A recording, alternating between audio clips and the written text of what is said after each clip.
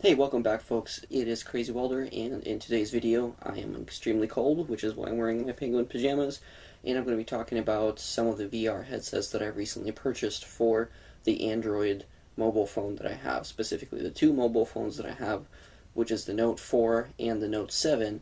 And what I figured I'd talk to you guys about is if you don't really want to throw down money on something like Google Daydream, or you feel like Google Cardboard is a little bit too cheap, and at the same time you don't really know what headset to get, I'm going to show you guys some of the ones that I've got, as I've got a couple of them, and I'll give you the pros and cons and whether or not you should purchase them. And given that I've done a video about holding off on VR, you may be wondering why do this video now. Well, this video should let you know that there are some pretty good mobile games out there, and you can actually make good advantage of them if you get a good headset. So here we go. We'll start with the first one that I got. So this headset is a Vijika headset, and it's basically a more advanced version of Google Cardboard. And I say more advanced because it's actually got much more comfort, it's got a much better head strap, you've got a bunch of adjustability with this that you don't normally get with the Google Cardboard, and at the same time, you also have a much bigger field of view because of the optics with this device. Now, there are a couple of things that are a little bit different from this in the Google Cardboard. Namely, which is that this one doesn't have a magnet button that you normally find in a lot of the Google Cardboards, and it does not have a button to press on the screen should you need to proceed, because this one is primarily designed for you to be able to use an external controller, such as a GameSir controller, or if you happen to have a rooted phone, then you would probably make use of something such as a DualShock. Now, the primary differences between this and the Google Cardboard is that you actually get this little slot where you can insert your phone, and it fits much larger devices than the Google Cardboard does because you can open this up a lot more to be able to fit them. And this one comes with a bunch of adjustable little rubber pads so that your phone fits nice and snug, which I really like. And I prefer having this system of just a single clasp because it makes it like a cinch to basically put your phone in, which is always great. And it's got a little bit of ventilation on each side to make things a lot nicer for you. Now, something else that this device has also is that you're able to make some IPD adjustments using these guys right here, and this also allows you to move the lenses back and forth so that you can get the right focus for your eyes. Now, another little feature that you may not be aware of is that on most of these headsets you can actually rotate the lenses to get even more control over how sharp or how unsharp the image can be. The only real big gripe for me with this headset would have to be the fact that there's just not enough nose space. And it seems to pretty much stem across a whole plethora of VR headsets for Google, but it's not really that big of a gripe. My only biggest concern with this one is the fact that over time it does get a little bit uncomfortable, and also your phone does tend to get pretty hot because it's still in a very enclosed space. So there are other headsets that I'm going to show you guys that sort of take care and mitigate some of these problems, and I'll get into those right now. Now, one headset that you actually don't want to pick up is this Vijika headset, which I actually ended up getting later on. And the reason that I picked this one up specifically was actually because instead of having a removable slot for your phone, it had this magnet cover, which made putting the phone in significantly easier. As you can see, there's a magnet right here, and there's also one on this side. But the problem was that despite having the magnet, what it ends up using is using a double latch system, which makes it significantly difficult to put the phone in or take the phone out, which is certainly a really big negative for this device. And the other big problem with this one is that now, instead of having individual adjustments per eye, so for example where on the other headset they were right here, now you only get this little knob, and that means that if you're somebody who has an astigmatism like me, it makes adjusting the glasses to your eyes on a very individual level very difficult. If you're somebody that's got good vision, then it's not as big of a problem, but it is certainly a drawback with this headset. And this time around, you only have a single button for adjusting your IPD, but it actually makes for a much easier user experience in that regard. Now, once again, you have very similar sort of padding going on here. There's a little bit more pleather, and this one is arguably a little bit more comfortable, but the problem is because there's no wicking material anymore, you actually end up getting a lot sweatier. And the downside with this one is that the lenses are also significantly smaller. So stay away from this black edition of the headset. I don't really recommend it. I'm ultimately going to end up chopping this one up and making some other videos. Now, something that some people don't actually realize about this one is that you can in fact remove this back plate right here, and I've never really done a good job of it, but it makes it so that the phone gets a little bit more ventilation than they would with the other headsets. But generally speaking, you want to go for a headset that's a little bit more open so that your phone can get its maximum cooling effect. So this is the other Vijika headset that I have. Really big thumbs down on this one overall. Optics are small, nose space is again very limited, and again there are the other negatives that I talked about just a little bit earlier on.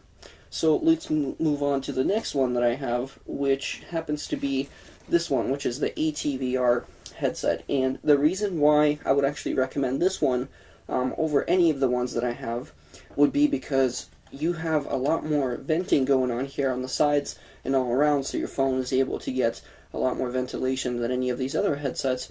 And you have a very nice and easy insert where all you have to do is slot the phone in, and then there's a little protector here so that your screen doesn't get scratched, and you simply close this up and you're good to go.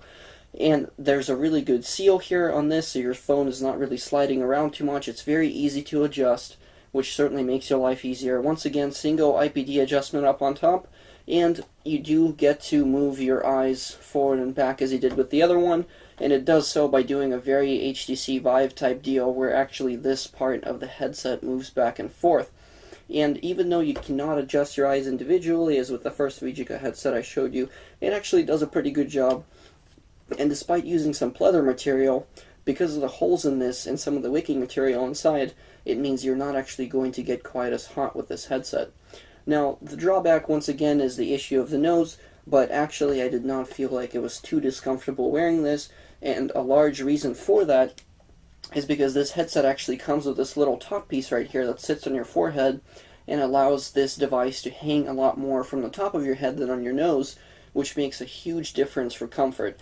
And this rear strap right here has actually received a little bit of padding as well, so that you can keep comfortable while wearing this thing.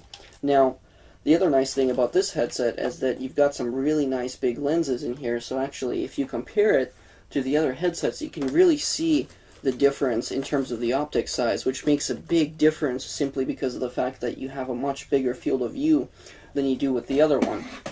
And that's a huge game changer, especially for when you have a big phone such as a Note 7 or a Note 4, which are the phones that I use. But there is one headset that I wanted to show you guys specifically because it uses a very different type of head mount, which may be actually preferable to some of you people. And it is this ShineCon headset right here. So you can see it says ShineCon right there. This is technically their 4th generation headset, depending on which ones you count. And once again, the nice thing is that it's got this very PlayStation VR / Xiaomi Mi or Xiaomi Mi type of head mount, and you're able to adjust it with this thing in the back. Makes it very easy to fit to any sort of user's head, and this means that the headset rests essentially on your head without any of the straps, so it's incredibly easy to put on, incredibly easy to take off, and once again, there's quite a bit of wicking material that's going on here, so your headset isn't going to make you overheat while using this thing, which is again, a really big plus. Now, the downside is that you don't have magnets with this one to hold it up in the front, which is a bit of a shame, but you do have magnets that hold the front faceplate, which again means that your phone is going to get a pretty decent amount of cooling. And remember to take this off when you have your phone in there, as it is going to get pretty hot. Generally, it is recommended that you play in a dark room. That way, you end up not having as many issues with light seeping through and making the experience feel a little bit unrealistic. Now, once again, just like the other headset, it uses that double clamp system, which I'm not a big fan of. But in the case of this one, when you slide one up, the other one slides down, which makes it a little bit easier to put your phone in. Once again, just like on the ETVR, you have this little pad right here that protects the phone screen from getting scratched, which is a really nice touch, as some of the headsets you end up having to put this in yourself. And certainly if you have a very expensive phone, this is far, far from ideal. Now, something to note here is that this particular device comes with a little button right here, which you can actually press, and I'm having a hard time here. So there's a button that you press right there which allows you to touch the screen and, for example, move forward in the game, which certainly makes life a lot easier in certain games when you don't have the controller. And the nice thing about this headset is that you are able to move each lens forward and back individually, and you have the IPD adjustment in more or less the same spot. So just like the original VGK headset, this allows you for a lot more customizability on a user-per-user basis. And this one actually comes with a little slot to plug in your phone into the headphone jack, and it comes with a pair of headphones that sort of stick out that you can use with the device that way, which again is a pretty nice touch if you end up using the headphones that come with the device. Now once again, you get a fairly nice big size optics in here, and you can see them from the front as well, which makes the field of view quite significant. Now if there's one downside to this device is that unlike the PSVR, where the headset is actually kind of like this and then the VR part of the goggles is facing this way, this one rests on your head completely flat, which I'm going to end up having to fix because for my head it doesn't quite hold in place as well, as I have kind of a smaller head. So if you're somebody with a smaller head, this headset might not work the best for you, but again, in terms of comfort, it is definitely the best out of all of the ones that I have, and there's no compromises made on the optics whatsoever. And something worth mentioning is that these optics actually block some glare and blue light, which again, for those of you with sensitive eyes like myself, this is a huge plus and certainly a huge step up over the other headsets. And considering that this only costs approximately $10 more than, for example, the ETVR or even the VGK headset, spending just a little bit of that extra money for comfort goes quite a long way.